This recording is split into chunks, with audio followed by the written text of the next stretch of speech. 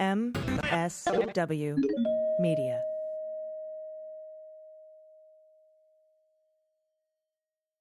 Thanks to Avast for supporting the Daily Beans. With Avast One, you can confidently take control of your online world by helping you stay safe from viruses, phishing attacks, ransomware, hacking attempts, and other cybercrimes. Learn more about Avast One at avast.com. News with swearing. Daily Beans, Daily Beans. Daily Beans, Daily Beans. Hello and welcome to the Daily Beans for Thursday, October 27th, 2022. Today, the Department of Justice has several felony charges pending in Arizona related to election threats. Donald Trump has been officially served with his January 6th committee subpoena. The Department of Justice and Trump's lawyers have agreed on the issues for the special master to review and a briefing schedule. The Arizona GOP leader Kelli Ward and her husband Michael have appealed their phone records being released to the January 6th committee to the Supreme Court, and Justice Kagan has granted that stay. 3 men were found guilty on all charges in their plot to kidnap Governor Whitmer. Republican Rep. Scott Perry has dropped his lawsuit seeking to get back what the government got when they confiscated his phone. The D.C. Appeals Court has set oral arguments for the E. Jean Carroll case for January. Mark Meadows is ordered by a Georgia court to testify to the Fulton County Special Grand Jury. The Department of Justice has asked Judge Beryl Howell to force Pat Philbin and Pat Cipollone to testify to the grand jury investigating the coup. And we now know what Dinesh D'Souza removed from his 2000 Mules book after the first publication. I'm Allison Gill. And I'm Dana Goldberg. Dana, that's a record. That's it. Holy shitball. When you sent me the script, I was like, we're breaking it. We're breaking it. That was a minute and 13 seconds of it. Boom. And I'm trying to figure out how we're going to get through this show. Do you remember last night at the end of the show, I was just sort of contemplating, like, I wonder what tomorrow will bring. You did. You remember. I felt yesterday that today would bring a lot, and holy fuck, it's a record. Some quick news bites. Later in the show, I'm going to be talking with Liz Robbins. She's the Director of Journalism Partnerships at Define American. She just completed this amazing research study on what the mainstream media doesn't report when it comes to immigration issues. Trump has officially been served his subpoena from the January 6th committee, so he has it. I'm sure he's going to take a picture and put it on social media. Yeah, or just send it down to Mar-a-Lago and put it in the basement. Yep. And then Kelli and Michael Ward, like I said, they filed for an emergency stay to the Supreme Court pending their appeal of the case that they filed a lawsuit trying to block the January 6th committee from getting their phone records. And the appeals court said no and said, you have to give this stuff over to the January 6th committee. And they said, okay, we're going to appeal to the Supreme Court. And so therefore, we're asking for an emergency stay while we appeal. This is the same thing that happened with Judge Clarence Thomas and Lindsey Graham with his testimony in Fulton County. Now, I was kind of trying to tell everybody, like, it's cool. You know, Justice Thomas is an asshole and he should recuse himself, but it is very normal to grant an emergency stay pending appeal, because if you don't grant that stay and you're forced to give your phone records over, your appeal is moot. It robs you of your right to appeal to the Supreme Court. And we do not want to rob people of their rights. And in this case, Justice Kagan granted the stay pending appeal. So, you know, it just sort of kind of goes to show that, you know, it's balanced. Actually, this is good because it makes the Supreme Court look less partisan than it is, even though it is. So I like it. I'm okay with it. That, and, you know, just because we have rights doesn't mean that, you know, they shouldn't apply to asshole coup plotters. 100%. I still hope they go down for this. They will, I'm sure. And then, of course, the D.C. Appeals Court has set E. Jean Carroll's oral arguments for January 10th. That's less than a month before it's set to go to trial. Now, we know that the DOJ is trying to say that, you know, we're going to be representing the office of the president, Donald Trump, in this case, because he was acting in his, you know, in his official capacity as the official president. capacity, because that was Bill Barr's argument, right? And so the DOJ kind of has to pick up that torch and carry it, even though it's a shit argument. And if the D.C. Appeals Court decides that the Department of Justice cannot stand in, and he did not make those comments in the line of duty or part of his official job, I don't think Merrick Garland is going to appeal this. I think he was just picking up a torch and making a shitty argument. So he doesn't look political. So it doesn't look like he's overturning everything the previous attorney general did, even though it's absolute bullshit. Yep. And, you know, I disagreed with that decision fervently. Let's also not forget that the jackass said the same thing about her a week ago, and he's definitely not the president right now. No, he certainly isn't. And he also put it on Truth Social in writing. So, haha, okay. So that appeal is still pending. So we'll see. We'll see what, how that ends up. And then Scott Perry, one of the Republicans, this happens to be a congressman. He's the guy who introduced Jeffrey Clark to Donald Trump and said, hey, this guy might help you out over in the DOJ with your bullshit. Whoopsie.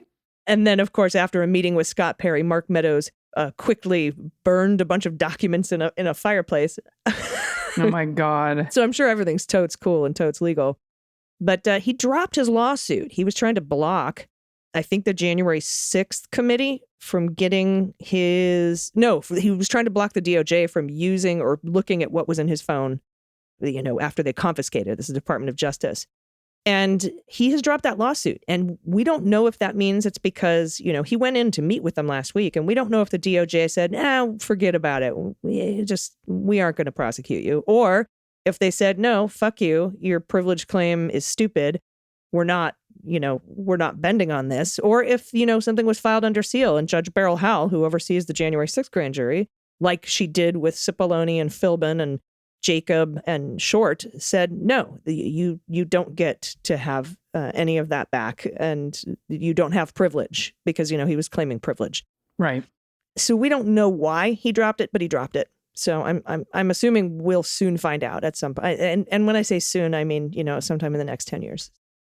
That's that is just the introduction to today, Dana. I mean, that was it. I mean, that's just the introduction. So everyone get ready because we're about to get into the news. Yeah, let's hit the hot notes. Hot notes. We have an update on the Department of Justice compelling testimony from multiple top Trump aides and top Pence aides. They have filed under seal with Beryl Howell to force the testimony of the two Pats, Pat Philbin, Pat Cipollone. Pat Cipollone, White House counsel, Pat Philbin, Deputy White House counsel. Justice Department is asking a federal judge to force them, the top two lawyers from the White House counsel's office, to testify about their conversations with the former guy as it tries to break through the privilege firewall. We talked about this yesterday. And we got confirmation today from CNN and I think Carroll that the filing was actually made. So it's the same story, but we just have another step.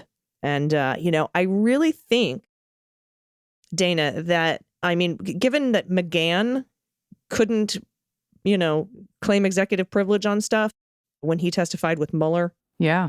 And we've got so much precedent. There's like one Kavanaugh opinion out there that says otherwise, but that has to do with stuff going to Congress, not the executive branch. And we already know Biden has waived privilege for this case. So it's not looking good. And besides, I think Pat Cipollone and Pat Philbin want to testify. Absolutely. They just want, it's like, how, somebody will be like, I really want to give over your phone records, or I really want to give the Chapman University emails over for Jeff Clark to you, but I'm just going to need a subpoena to make it nice and neat. So it's... And that's it. So it doesn't look like I'm just coming forward with the information. Right. And also, just let a court decide what's executive privilege and what's not. Don't leave it up to me. That's kind of what Cipollone and Philbin are saying. But they are key fucking witnesses. We already know they got Jacob and Short's testimony. He's vice president. They're to the vice president, but they were asking them questions about what they knew about discussions they had with the actual president. And so I think this will extend to these two gentlemen as well. And I'm sure we'll be hearing from CNN. We're outside the Pettyman courthouse. We see them going into the grand jury. The two Pats. So yeah, I wouldn't be too concerned. We also use the term gentleman loosely.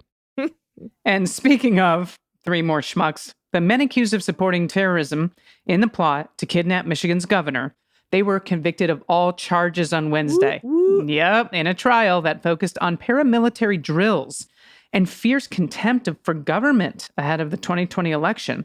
Now, Joe Morrison, his father-in-law, Pete Musico, and Paul Beller were found guilty of supplying, quote, material support for a terrorist act as members of a group known as the Wolverine Watchmen. These dumb. Fucking groups. They held gun training in rural Jackson County with a leader of the kidnapping scheme, Adam Fox. That was the guy who was trying to lead this shit, who was disgusted with Democratic Governor Gretchen Whitmer and other officials and said he wanted to snatch her. Those are his words. Now, the trial in state court was an offshoot of the main case in federal court, which produced mixed results there. Conspiracy convictions for Fox and 3 others, but also 2 acquittals in this case. Jurors in Jackson, Michigan read and heard violent anti-government screeds, as well as support for, quote, the boogaloo, which is civil war, that might be triggered by a shocking abduction. Now, prosecutors said COVID-19 restrictions ordered by Whitmer, they turned out to be fruit to recruit, as they were. More people to the Watchmen. A lot more people joined that, I know. Morrison, we don't want to wear masks. We're going to kill the lady. I know, that's right. But we're going to wear ski masks when we do it. Yeah. So masks are okay as long as you're trying to kidnap someone. Morrison, 28, Musico, 44, and Beller, 24, were also convicted of a gun crime and membership in a gang, which is basically saying that Wolverine Watchmen has now been labeled as such, but prosecutors said that Wolverine Watchmen was a criminal enterprise. So that's why they got charged with that. So Morrison was 28, his dad's 44. That's a young father. Yeah.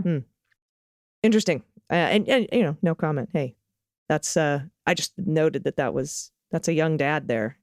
And you know, not a very good influence, Dana.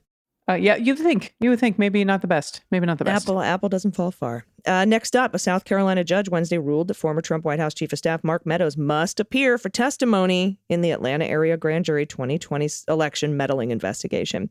Quote, I am going to find that the witness is material and necessary to the investigation, and that the state of Georgia is assuring not to cause undue hardship to him. That's Judge Edward Miller, who sits on the Court of Common Pleas in Pickens County, South Carolina. And that's what he said at the end of a hearing on Wednesday morning. The matter was before a South Carolina judge because Meadows lives in South Carolina, and Atlanta area prosecutors sought an order there compelling his compliance with the subpoena. Meadows plans to appeal the ruling, his attorney James Bannister told CNN. The Fulton County District Attorney's Office, which is leading the special grand jury probe in Georgia, said in court filings there are multiple dates in November when we could accommodate you, Mr. Meadows. Meadows' arguments for why he should not have to comply with a subpoena were met with skepticism from the South Carolina judge, who questioned the relevancy of some of the evidence Meadows' attorney tried to put forward in that hearing, which lasted less than an hour. Miller also jumped in when a question by Bannister posed to a prosecutor involved in the Atlanta probe suggested a partisan motivation to the investigation. I like how you're ending these stories. You're like, all right. After an abrupt recall and 2 months delay, along with a threat of possible legal action, the election denial book 2000 Mules has reached bookstores, though there's some significant changes, most notably a passage in the recalled version of the book that accused specific named nonprofit organizations of involvement in illegal, quote, ballot trafficking. That has been rewritten, softening certain claims and outright removing the names of the groups.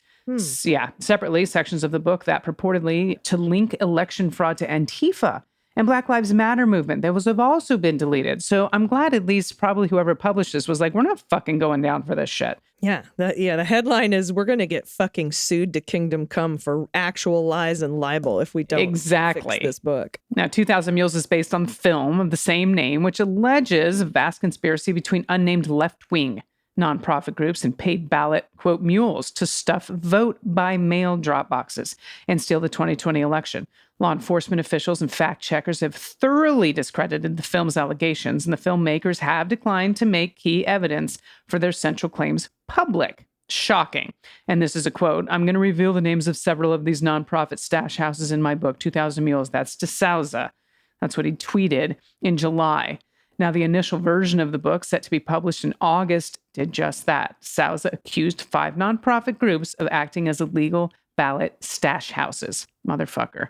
Copies of the book had already reached bookstores when, just before the release date, the publisher, which is Regnery? I guess. Regnery? I don't know. Yeah, never, not a book publisher I would ever use. Agreed. Regnery, we're going to go with that, issued a recall, though they did not catch every copy. NPR managed to find the book on the shelf at a Barnes & Noble. Yeah. Now, D'Souza and Regnery did not give a reason for the sudden recall. Instead, they blamed an unspecified, quote, publishing error and declined to answer further questions about this mistake, which was significant enough to cause Salem Media, Regnery's parent company, to lower its corporate earnings estimate. Oops. Whoops. Yeah, when NPR contacted the 5 groups D'Souza had accused of involvement in election fraud, 2 went on the record to condemn the accusations as trash, lies, and malarkey, which is my favorite. And one of those groups described the allegations as potentially libelous, which they are. Mm-hmm. Yeah. And you know that 2000 Mules book, the people stuffing ballot boxes, mail-in vote, where you drop off your ballots. That probably has a lot to do with why there are MEAL Team 6 members in tactical gear, open carrying, guarding drop boxes in Arizona. Which is so crazy. Right? And the DOJ let slip in a letter today that there are federal felony charges pending in cases that have to do with election threats in Arizona. As you know, people have been camping out and, intimidating voters, dropping off their ballots at these drop boxes. And here, let me read the letter. The Department of Justice today released its comprehensive press release on federal efforts to protect voting rights and to prohibit intimidation, discrimination, and fraud in the November 8th general election. As this statement indicates, DOJ is committed to ensuring all qualified voters have the opportunity to cast their ballots and have their votes counted free of intimidation, discrimination, or fraud. Here in Arizona, we have terrific partnerships with reasoned and dedicated local, county, and state officials. We expect our deputy sheriffs and municipal police officers will be the front line in efforts to ensure that all qualified voters are able to exercise their right. We nonetheless will be watching federally as the several election threat-related cases pending federal felony charges from alleged criminal activity arising out of our state that show acts which cross the line and will not go unaddressed. We will be watching federally. We have a long history of civil dialogue and civic engagement here in Arizona. We'll be vigorously safeguarding all Arizonans' rights to freely and lawfully cast their ballot during the election. So that's interesting. Speaking of 2000 Mules, that's the kind of shit that those election lies, it breeds violence and voter intimidation. And it's absolutely unacceptable. And the Department of Justice and Trump's lawyers have submitted their review schedule to Judge Deary and the agreed upon issues they need to resolve with the special master. And it's fucking comical, Dana. Oh, boy. It says, hey, dear Judge Deary, this is from the DOJ. At last Tuesday's, well, it's from both parties. At last Tuesday's status conference, you suggested we could brief global issues before you begin your review of the scanned seized material. Your Honor asked the parties for short pre-motion letters identifying the issues to be briefed and setting a proposed schedule. So that's what the judge wanted. Okay. So they say, we met, we talked, and we identified global issues that might assist you in your review. Here is the table that collects the issues identified by both parties. Document categorization as presidential records or personal records. So the issue is whether Trump may designate or convert presidential records to personal ones during or after his time in office, and whether certain groups of documents, like pardon packages, are presidential records. And then in the concept of executive privilege, they want Deary to decide whether categorization of a document as a personal record means it can't be claimed by a former office holder as subject to a claim of executive privilege, and whether plaintiff may assert executive privilege to withhold seized materials from the government, notwithstanding the 4 reasons and footnote in the government's letter with respect to the filter team. And then verification of the detailed property inventory. And this is where the DOJ wants Trump to say, this is what they took. Right. Like with that detailed inventory list, they made one, then they made a more detailed one. Deary said, tell me that's what it is. And then Judge Eileen Cannon was like, no, he doesn't have to. And, all this bullshit. And the DOJ says, we want to know whether the plaintiff should be required to file a declaration or affidavit regarding the government's inventory, because that would mean we didn't plant anything. Right. But Trump doesn't want to admit that. And then the schedule. They agree to submit principal and responsive briefs simultaneously to brief the global issues before the review of document categorization and executive privilege disputes. That begins on November 12th. And the parties propose that principal briefs be filed no later than Tuesday, November 8th, and responsive briefs no later than Saturday, November 12th. That's pretty quick turnaround. Yeah, very, yeah. And both agreed to this, and the parties believe the resolution of the global issues will enable Your Honor to rule on large groups of documents and minimize the number of documents that require individualized review. So this is the global issues. So if, he can rule on large swaths of these documents if we settle these questions. And then maybe there's like 2 or 3 left for individual review. So it's going pretty fast. And like I said, we're on a race with the 11th Circuit Court of Appeals. Yep. Who might just make Judge Deary go away. Not like off the earth, but, you know, right. off the case. Yeah. Not in a mafia kind of go away. All right, we got through the news today. That was impressive. We did. I'm almost out of breath, but we're going to be right back with Liz Robbins. You don't want to miss this amazing interview. Stay with us. After these messages, we'll be right back. Hey, everybody. Online security is necessary to keep your private information secure. I use Avast. Avast has been a global leader in cyber protection for more than 30 years. It's been trusted by over 435 million users, and it's prevented over 1.5 billion attacks every month. That's per month. Avast empowers you with digital safety and privacy no matter who you are, where you are, or how you connect, and you can enjoy the opportunities that come with being connected on your terms. Avast's new all-in-one solution, which is called Avast One, helps you take control of your safety and privacy online through a range of features. And because Avast believes essential protection should be available to everyone, not just the few, a free version of Avast One still includes free AV, free VPN, free firewall, and much, much more. You should start using Avast today. Avast's privacy features also keep your identity and actions hidden, which is great. Avast's security solutions stop malware, phishing, and virus attacks. And Avast's performance products can clean up and speed up your devices. Now, Avast has many features I've been looking for, including that firewall. That's important to me. Helps keep my personal information secure and prevents attacks that seek to access my computers and steal my data. I also enjoy their PC speed up. It optimizes the background activity of my apps. It speeds up my whole device. Thanks to Avast for supporting the Daily Beans. Confidently take control of your online world with Avast One. Again, it helps you stay safe from viruses, phishing attacks, ransomware, hacking attempts, and other cybercrimes. You can learn more about Avast One at avast.com. That's avast.com. Hi, I'm Moji Alawodeyal from the Feminist Buzzkills Live Pod, the only podcast that helps you navigate the news in this post-pro anti-abortion hellscape. Each week, with co-hosts Marie Kahn and Liz Winstead, we dissect all the news from that sketchy intersection of abortion and misogyny with providers and activists working on the ground. The cherry on top is we have amazing comedy guests who help us laugh through the rage. Feminist Buzzkills Live drops Fridays wherever you pod. Listen and subscribe, because when BS is poppin', we pop off. Are you ready for midterm elections this year? My name is Mila Atmos, and I'm here to help.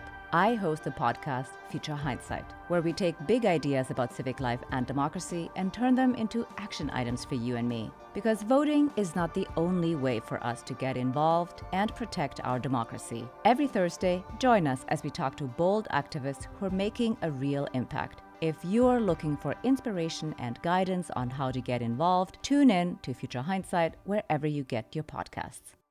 Hey, everybody. Welcome back. Listeners of this program are likely here because sometimes we find gaps in mainstream media coverage. And today, I'm going to be talking with the 19-year veteran of the New York Times. She began her career as a sports writer. We're going to talk about that.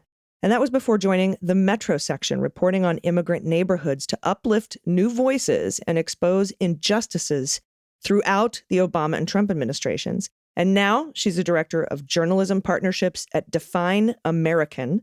And this is where she mentors journalists and leads newsroom workshops on immigration coverage. Please welcome Liz Robbins. Hi, Liz. Hi, Allison. Thanks so much for having me. I'm fascinated by your work and your research and what I've been able to glean from it, because you go into newsrooms and do case study research about how they report on immigration issues. So can you talk a little bit about your background, what brought you here, and then we can launch into the research and some of your findings. Thank you, Allison. I have to say that all news is local, right? We say all politics is local, but all news coverage is local.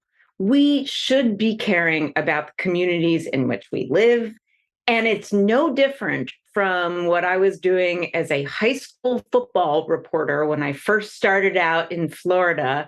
I won't tell you the year, covering football games on Friday night under the lights and really getting to know not only the coaches and the players and the parents, but the culture. So that is what I've tried to do when I switched to covering Metro. I specifically remember going into a bodega during the World Cup, and there were 25 Ghanaians watching in the back of that bodega, watching Ghana, US, and I was in there and I had the best time. The point is, you have to go into the communities to understand them. And it's not just going in, it's listening. And what I found in North Carolina, we use this as a test case, is that there is not enough of this happening. It's only piecemeal. It's almost an afterthought for large legacy newspapers and even midsize. Like, oh yeah, we don't really have a reporter for that, or we don't have anyone bilingual on staff, or okay, we're going to cover a Mexican festival. That's not enough. They will cover news if there is a tragedy, a crime involving someone who's an immigrant. And again, that's not enough. You have to cover immigration like you cover a sports beat. You show up every day. You get to know the players and you know them before something happens. So that's what I did trying to go into North Carolina. I'd be happy to tell you more details, but in the end, it comes down to people, Allison. It's not the games. It's not the politics.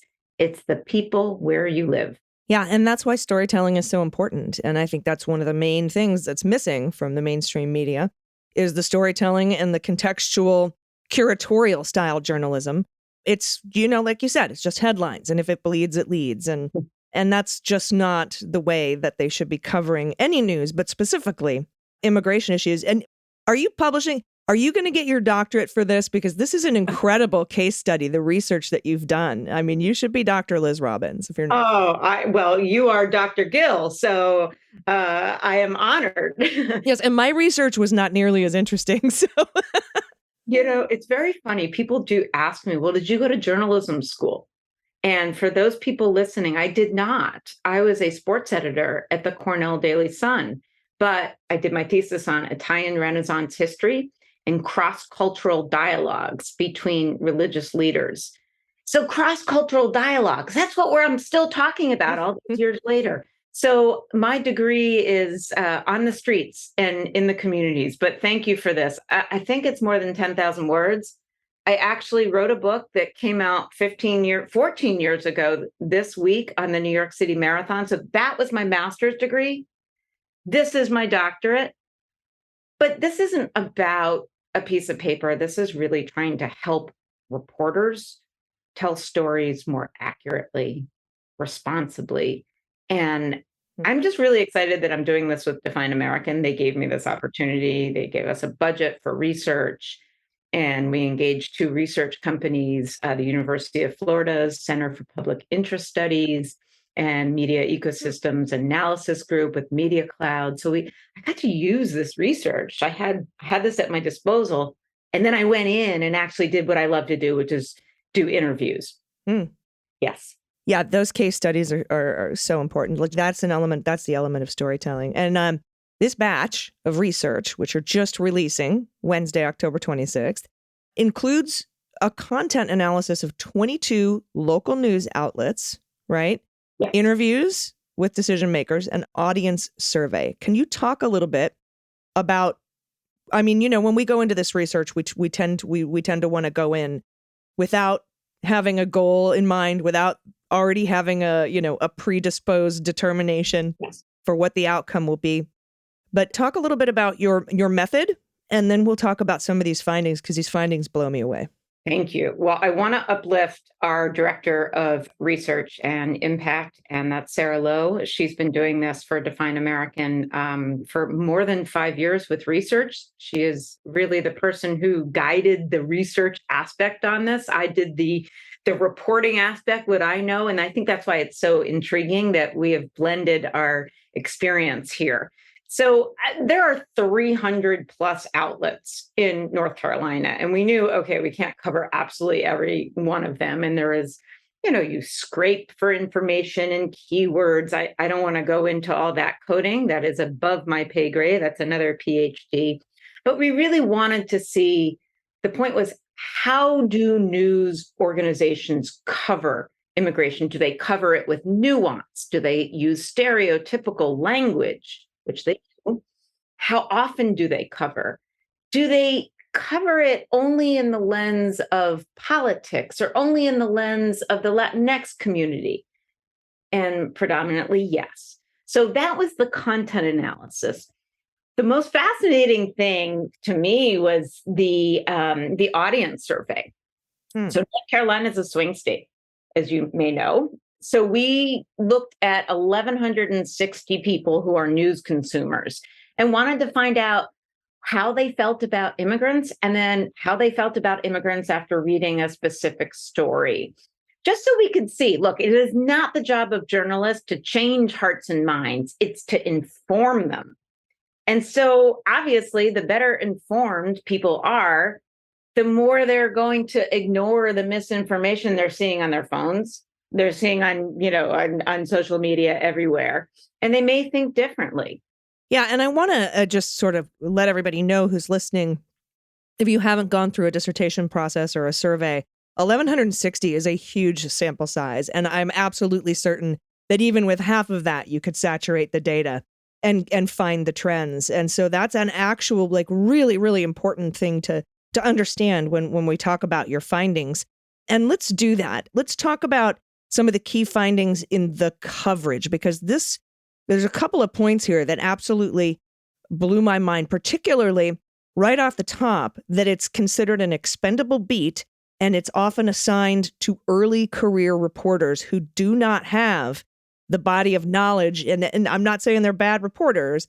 I'm just saying they just don't have that experience to be able to talk to these points. Can you talk a little bit about that and some other things you found about the news coverage? Because you mentioned it tends to cover the Latinx population when there are so many other populations that just kind of just get sort of brushed to the side.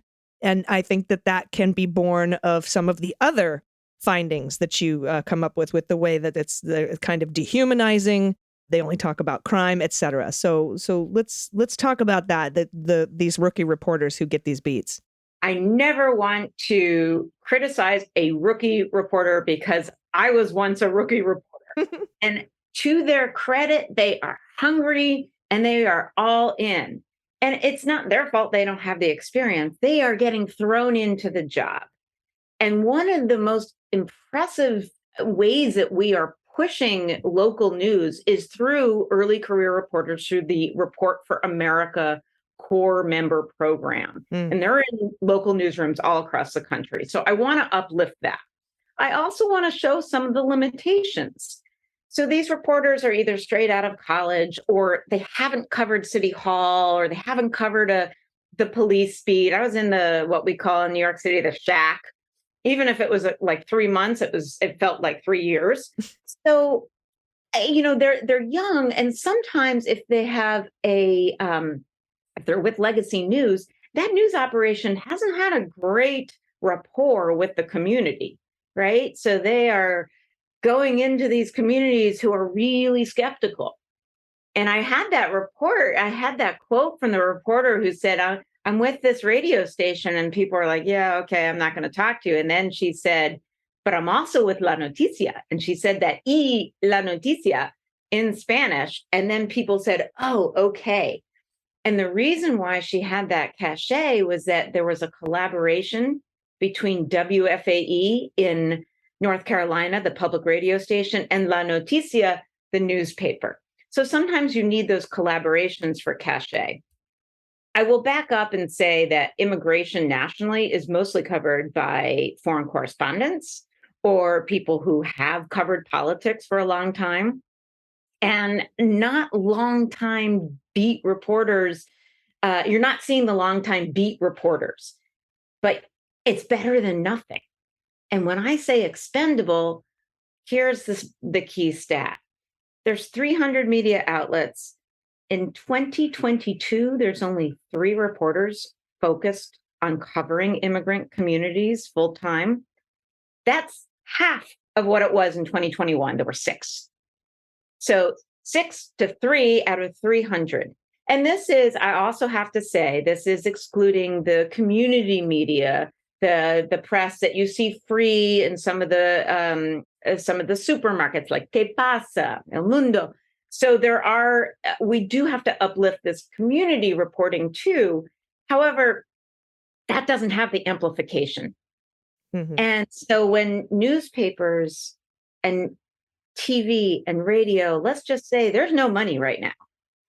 Resources are slim, and it's an add-on beat. It's a nice to have, Mhm. but it shouldn't be that. It should be essential. And here's why. The population is completely changing across the United States, especially in North Carolina. And you see this because in 2000, it was at a certain level, and then it doubled. It's more than 813,000 people across the state of North Carolina. And that doubling rate is even larger than what's going on across the country. So if you're not covering the communities and the trends demographically, then you're not being a responsible reporter. No, especially in the times we live in now, where there's this sort of rise of fascism and autocratic creep, and everybody is like, we have to, make everyone fear the others, and there are a lot of othering. And then, we know there was a study on the people who attacked the Capitol on January 6th, who participated in the insurrection. Their main fear is great replacement theory.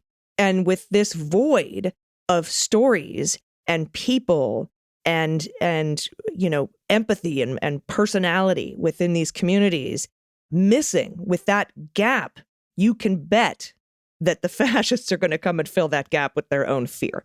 And so it's really doing a disservice to democracy when we leave out these reports. And then, there's other things like it ignores Asian Americans and Pacific Islanders, AAPI community, which makes up like almost 29% of the immigrant community, but less than 5% of immigration stories refer to that group.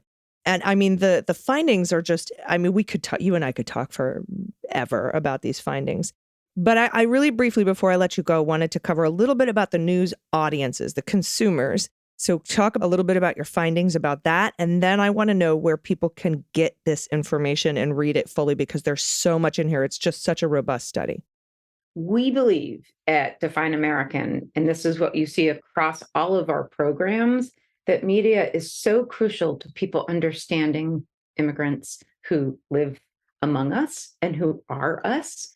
And we want to center that. So the work that I'm doing in journalism really follows, you mentioned the Great Replacement. My colleague, Shauna, who I believe you spoke with, about the Great Replacement theory and what's going on YouTube.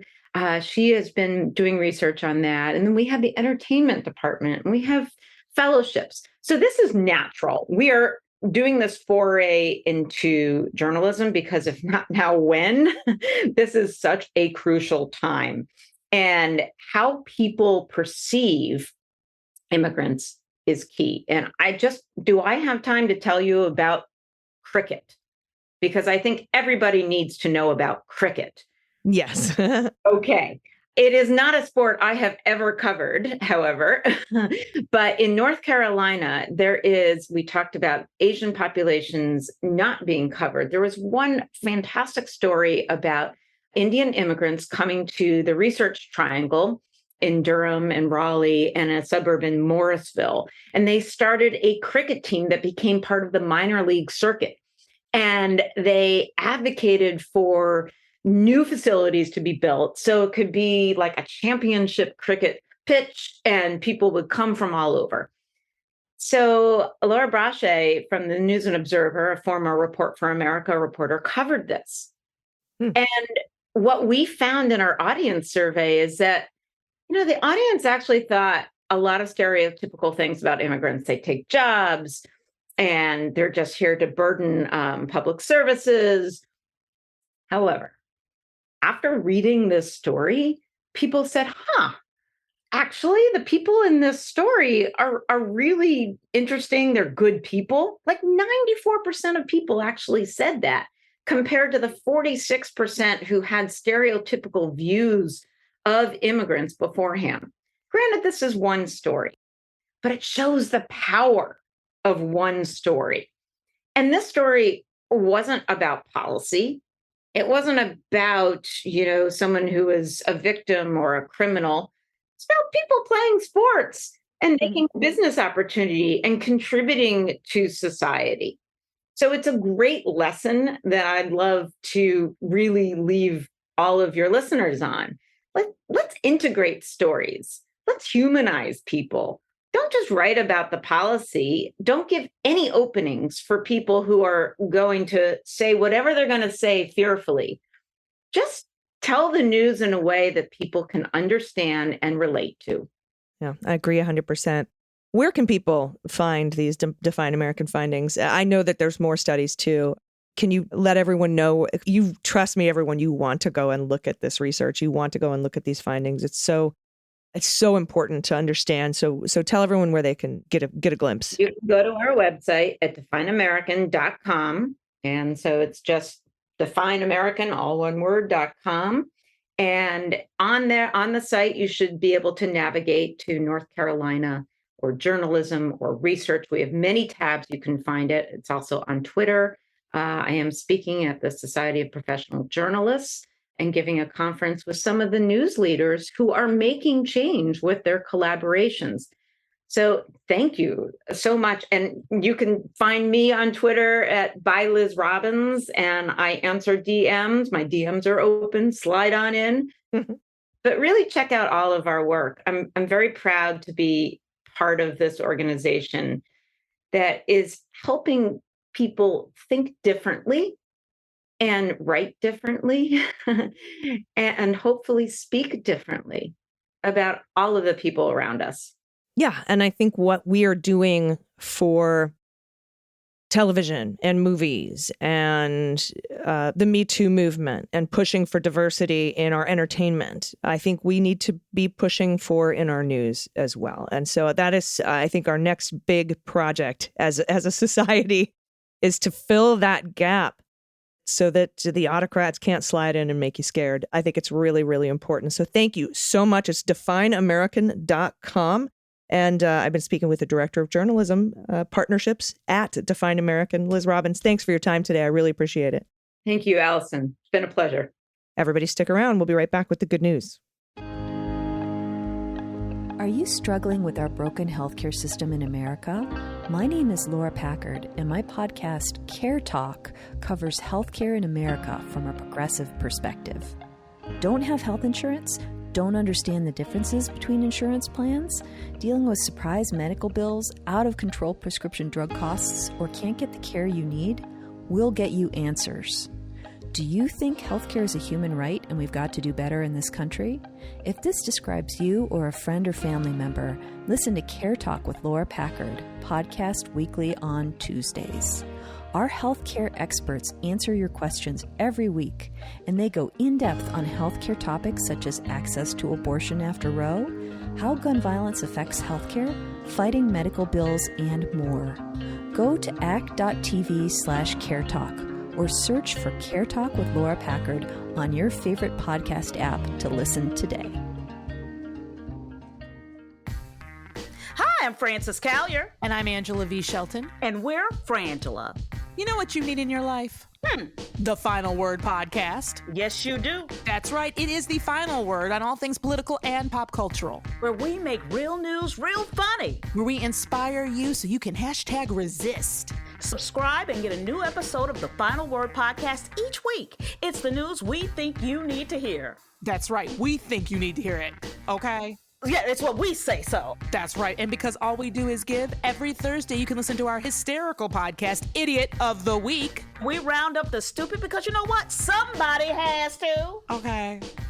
All we do is give.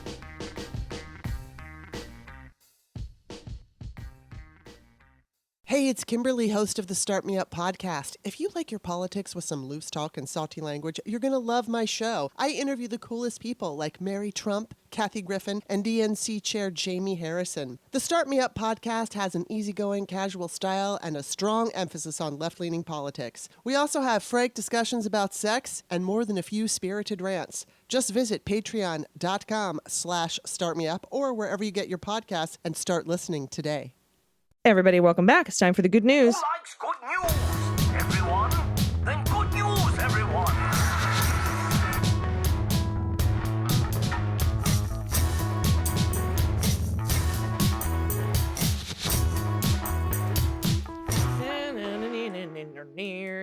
Good news, good news. And if you have any good news, confessions, corrections, pod pet tax, you have pets in Halloween costumes, or your family or you or your parents in Halloween costumes, Whoopi stories, you want to give a shout out to somebody that you love, a hero in your life, we want to hear from you. You can do that by going to dailybeanspod.com and clicking on contact. Also, not that anybody listening to this show needs to hear it, but make sure you're registered to vote and that you know how to vote and that you've registered like all of your friends and family.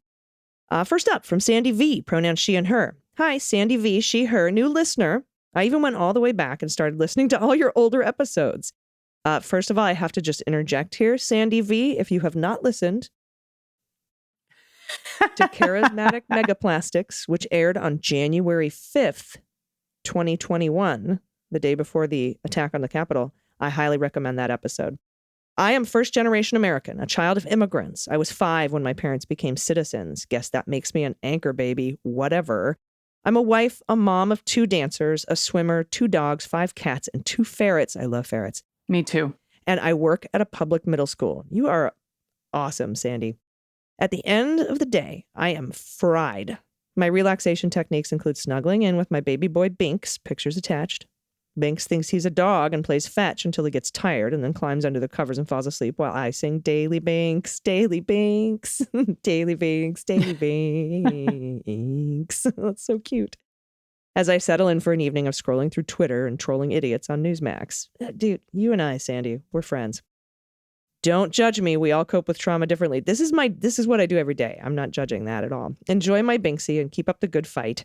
Eventually, my heart-racing reaction to every NPR news update notification will be rewarded with breaking news of indictments and arrests. Fingers crossed.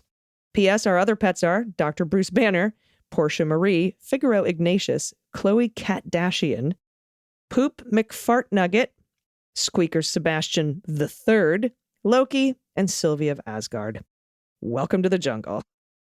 Amazing, amazing, amazing. Look at this baby. Now, my Tuxie also cuddles with me under the blankies. So, oh my God.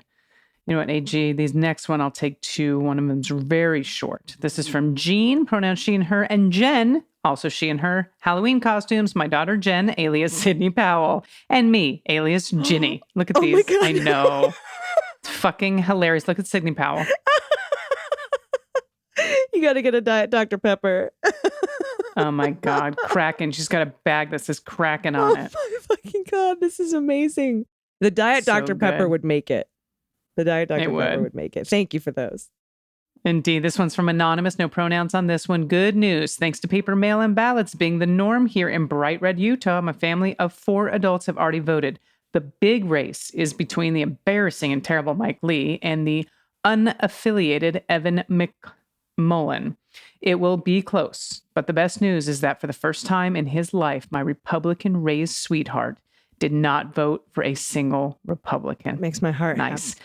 It does. For tax, I send a picture of my happy place, my flower garden, which will freeze tomorrow night, but dreams of it will get me through the sad days of winter. And unfortunately, I'm just scrolling to make sure we don't have it on another post, but we don't have a picture of the flower garden. So hopefully we will get that. Oh, yeah. Okay. So note to the producers, we need to see the flower garden. I need to see this happy place because it sounds amazing. Next up from Max, pronouns he and him. Hey, Beans Queens. This is reacting to your episode, Your Voice Matters, from October 21st. Even though I had already read about AG's personal history, I must say today's reading of the Washington Post op-ed made me tear up. AG, you are amazing. To think that future victims of sexual predators will be better off because of your voice is so inspiring. Oh, honey. Also, thank you for all the news with appropriate swearing and humor. You are actively keeping us all sane through these struggling times. As pod pet tax, I had to get creative since I don't have any pets myself, but here's a picture of my auntie's new rescue dog, Nanook, great name, who is very afraid of humans, but fortunately has 2 guardians to help her. Next, here are my kids with kittens, the kittens of our good friend's cats when they were so, so tiny. Thanks again for everything. Max, that hit me hard. The kitty. Oh, look at the second picture. Oh. I mean, all of them, but my God. These are beautiful kids too. Yes, they are. Max, yes, thank you so much, Max. I really appreciate that. Thank you for that. This is from Kenny. No pronouns on Kenny. Hi, Beans Queens. I've been listening for a couple of months, but love the podcast and it's become part of my daily routine. I wanted to share some good news about our oldest doggo, Addie. short for Atticus. We live in the deep red hell hole known as Alabama. Addie is a Cocker Spaniel, Karen Terrier mix. He has had numerous surgeries over the years, including a very serious back surgery when he was maybe 3 to 4. The good news is that Addie will be celebrating his 16th birthday on November 7th. He can't hear anymore, but it doesn't seem to affect him. His sight is still good, and he gets around pretty good. In fact, our 3 doggos, he is still the most energetic. So much so that he lovingly gave him the nickname Shithead for driving my wife Lauren and I crazy with his antics, such as scratching the door to go outside, going outside, coming back inside, then pooping on the floor. Of course. Yeah.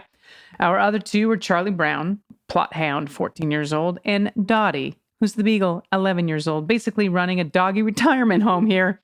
I'm including pics of them. Anyways, keep up the great work. Oh, look at all of them. God, this is a great little menagerie. Oh my God, that middle picture. I know. The old one. I know. Oh my, with the mouth open. Whoa. Yes. Oh, so adorable. Well, thank you for that. And I will grab the last 2 here from Casey, just sending in our pups in costumes. Tessa is a lumberjill and Sienna is the tree. They got to go to the Cavalier costume party, Pawty. Oh my God. With 27 other Cavaliers on Sunday. These King Charles Cavaliers are so adorable. So one's a tree and one's a lumberjill. Oh my God. And they're beautiful. They're absolutely beautiful. They're just the cutest pups. They are. And from Lori, she and her, Allison and Dana. Being in the Leguminati has ruined my ability to have political conversations with the unbeaned. I love this new term. The unbeaned. The unbeaned. I was talking about the tangerine treason weasel and his merry band of ass trumpets with a neighbor friend, and sure did call Pat Cipollone Patsy Baloney. I realized my error, but then started laughing so hard I couldn't explain myself for a few minutes. My neighbor thought I'd lost the plot at first, but now the Beans has a new listener. Yes. And so when I couldn't sleep that night, I decided to give drawing Patsy Baloney a try with my iPad and pencil. I'm practicing to be able to use it, at least functionally, so go easy on me. I subsequently posted it in the super secret Leguminati communications portal, also known as the Patron Facebook group. And the comments involved some reminiscing about our favorite beanisms. As a result, I also sketched a bottle of Big Dick toilet wine, along with the exclusive Big Dick Energy wine glass. Plastic, of course, so you can have it behind bars, and including a closing lid so no one slips anything in your drink. For tax, I'm including a picture of my daughter that I took last week. I've written about Savannah before, but as a refresher, she has heterotaxy syndrome. Hetero-different taxi arrangement, meaning all her thoracic and abdominal organs are misplaced, malformed, or missing completely. I remember Savannah. I remember this. Before she was born, we were told she had about a 15% chance of living to age 1 and a 5% chance to age 5. She has an incredibly rough start, with 2 open heart surgeries and about 14 hours on bypass before age 2. She's been pacemaker dependent since 18 months. She still faces much more than any kid should, but next month she will be 9. Hell yes. I can't look at this picture without tearing up because she looks like a big kid now. And here she is when we thought the only way we would see her as a big kid would be in our imaginations. Joy like this is meant to be shared. Oh my goodness. And of course, right after that amazing, heartfelt talk about Savannah, the first photo is of Patsy Baloney. So funny. And by the way, Savannah is adorable. Absolutely. I love the glasses. Those frames are fantastic. All of it. And the whole setup there with the flowers and the gourds. Yeah, what a beautiful fall photo. Just adorable. And the braids. Yes. Amazing. Happy early birthday to Savannah. If you let us know when her birthday is, we'll make sure we give her a shout out on the beans on her actual birthday. And then we've got old Big Dick toilet wine. Old white dry, it says on it. Big Dick toilet wine. Do you know where that joke comes from, Dana? I don't. Okay, so there was a guy named Matthew Whitaker. I called him Matthew fucking Whitaker. He was like, the attorney general for like 6 minutes. Mr. Clean. Like half a Scaramucci. And in his previous life, he patented weird inventions. And one of them was a toilet for well-endowed men so they could sit down without their dick dragging in the water. And so I said, well, that'll come in handy in prison. Think about how much hooch you could make in a big dick toilet. So that's where big dick toilet wine comes from. Oh my God. Got it. Oh, how funny. Yeah, I know. But have to explain it. Thank you all so much for submissions. Truly, what a wonderful set of good news today. If you have good news and you want to send it to us, send it to dailybeanspod.com and click on contact. And don't forget now, every week on the weekends, I'm doing a weekly wrap up. It's just for patrons. So become a patron if you can. It's just $3 a month. If you can't swing it, we have patrons donating 1-year subscriptions to folks. It's just $36 to buy a whole year for someone who can't afford it. And so you do that by going to dailybeanspod.com and looking for patrons helping patrons. It really seriously means everything to us. Your support does. And as you can tell, our private Leguminati groups are quite hilarious. So good. Thank you so much. And you never feel alone. It's such a huge network and family, and we're all here for each other. It's truly just one of the most incredible things, this group of listeners. So thank you so much. Dana, do you have any final thoughts before we get out of here? No final thoughts for today. All right. Well, everybody, we'll be back tomorrow. Until then, please take care of yourselves, take care of each other, take care of the planet, take care of your mental health. Vote blue over Q. And take someone with you. And surprise, I'll be talking with Congressman Cohen tomorrow. Hell yeah. So stick around for that. I've been AG. And I've been DG. And them's the beans. The Daily Beans is written and executive produced by Allison Gill with additional research and reporting by Dana Goldberg and Amy Carrero. Sound design and editing is by Desiree McFarlane, with art and web design by Joelle Reeder with Moxie Design Studios. Music for The Daily Beans is written and performed by They Might Be Giants, and the show is a proud member of the MSW Media Network, a collection of creator-owned podcasts dedicated to news, politics, and justice. For more information, please visit mswmedia.com. MSW Media.